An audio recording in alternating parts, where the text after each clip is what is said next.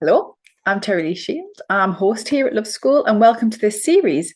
This series is all about how I healed my fibromyalgia flare-up without doctors, without artificial interventions. Now, a couple of caveats to this series.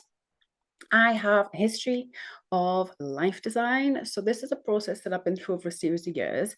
And I got caught up in a big fibro flare-up, which was the biggest that I'd had for a very long time. And I actually had to go through a process of an official diagnosis, which I had avoided in the past.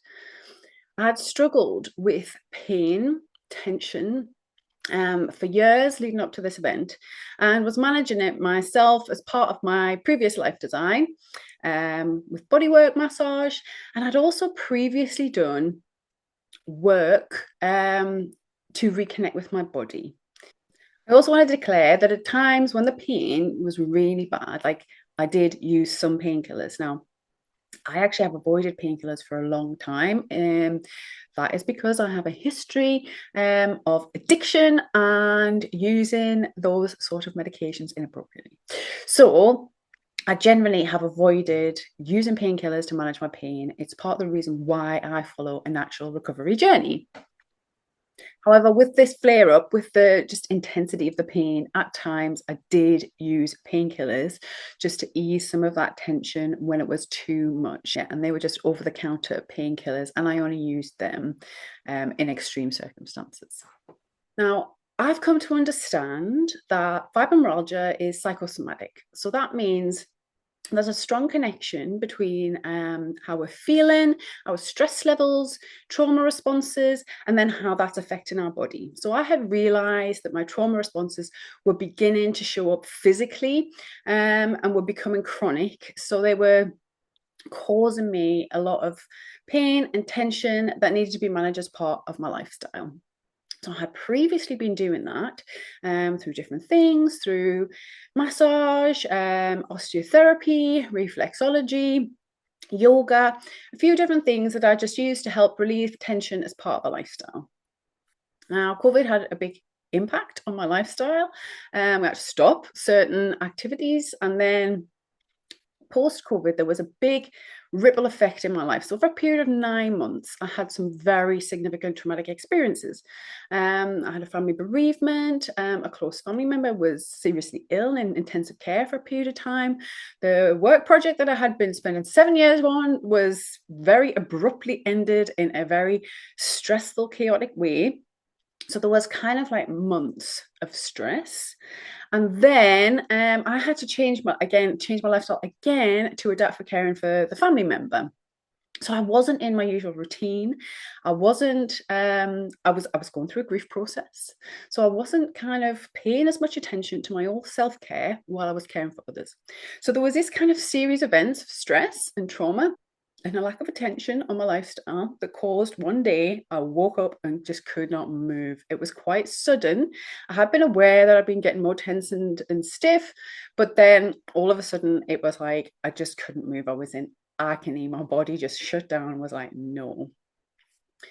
So for a period, and this is when I decided I needed to seek a diagnosis. I was trying to get some support because I was really stuck then all of a sudden because of the shift in my circumstances and the shift in my lifestyle and routine. I didn't have the support system I had before. I didn't have the financial resources I had before. And I was like, oh, how am I going to get out of this? So I had to then go to a lot of appointments. I had to see a lot of different specialists. It was quite an upheaval time, but through that all, it was a period of, I think, 9 months to a year where I was really struggling in pain. And I had started managing it in my old way. I had forgotten everything I had learned, and I felt very trapped because of my circumstances, because of the events that had happened, because of the way it had physically manifested, and because, like I say, I had lost a lot, so I didn't have the support system. There was a point in my life when I really drastically needed to change. I thought, I can't carry on like this. I can't live like this. I made a choice to begin to go back to the beginning. I thought, I know this stuff. I share this stuff. I support people to do this stuff. I need to create a new life design. I need to plan my recovery journey. And that's what I did. So this video series, it's like a little mini series. I'm going to go through the steps and the stages as to what I did, what I uncovered, what I discovered that helped to soothe and heal my fibro flare up. It drastically reduced in about 30 days. I was able to start being a bit more active. It wasn't so intolerable that I couldn't move, but it has taken a period of recovery. Again, it's been about another 9 months again since of practicing this new life design, this new recovery process, where I've now built up to a point where there's very rarely the same sort of tension and stress, and I've got my lifestyle back.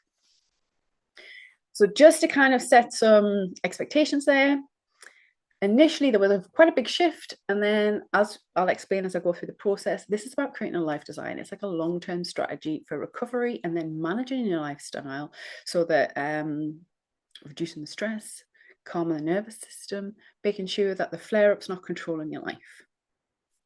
It might be helpful for you. I've written a blog about this psychosomatic link and what the pattern that I noticed that was going on with my mind, body, nervous system when the fibro flare-ups were coming up again. So as I was starting to kind of heal, to tap into my body again, to slow things down, pay more attention, I noticed a cycle. And I recorded that and I've shared that. So I'm going to link it below. Pop off at the blog and have a little read about that.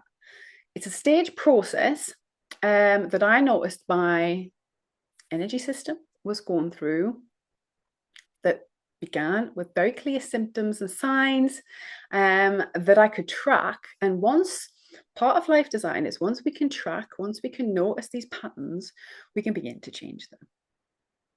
Now, this series, you can watch it here on YouTube. I'm going to release the videos. Make sure you subscribe. Click the notification link because I'm going to release the videos as part of a series and you'll be able to follow it along here on YouTube. But if you go over to Love School and join Love School, you can also follow this little series as a course at Love School, and you're going to get some bonus free content. So I'm going to add additional content over to the course on Love School and some additional bonus videos that are just going to really help to deeper understand the process that I went through, some additional helpful tools, insights, and a very special gift at the end to understand how this all fits in a wellness and recovery journey. So please do get on over to loveschool.uk/flare-up, flare-up, and you'll be able to access this series as a course with some extra bonus content. If you don't want to do that, that's fine. Stay here on YouTube. The episodes for this series will be released once a week, and you shall get everything that you need from the episodes to consider for your own flare-up recovery.